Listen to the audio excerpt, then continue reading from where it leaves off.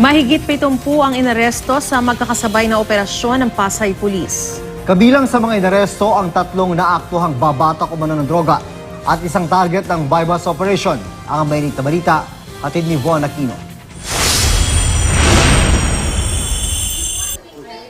Nabilhan umano ng 200 pisong halaga ng shabu ang target na si Rolando Navalta sa buy-bust operation sa Pasay City kagabi. Nangaarestuhin na tumakbo raw ang suspect sa bahay ng kaanak at doon na na-corner. Kumbaga isinusuka na to ng barangay na mismong yung barangay official, yung barangay chairman mismo ang nagsumbong na dito sa ating himpilan para mahuli nga itong suspect na to. Kabilang daw po kayo na Hindi ko po alam. Hindi ko po alam. Ano pong nangyari? Paano raw Natulog po kasi ako eh. Nagbibenta po talaga kayo? Hindi po, nagsasadkat po ako. Dati po, Doon din naaresto sina King Philip Flores, Bernabe Flores at Elenita Ruto na naaktuhan umano ng mga otoridad na magsisimula ng bumatak.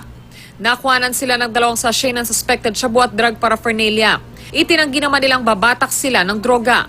Kabilang ang 4 sa 74 na inaresto sa simultaneous operation ng Pasay Police kahapon. 56 dito ang nahuling lumabag sa local ordinance.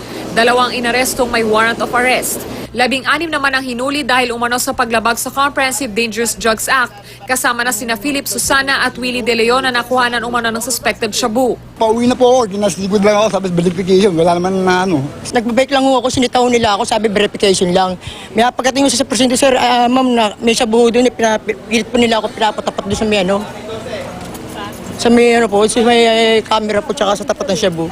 Kalimitan naman sa mga huli natin, talagang todo tanggi sila na walang nakuha sa kanila. Pero tayo naman talagang sa pagtatrabaho ng ating mga kapulisan, nandyan yung mga barangay officials para mag-testigo sa atin.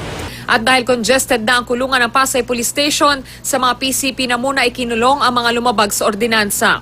Von Aquino, GMA News.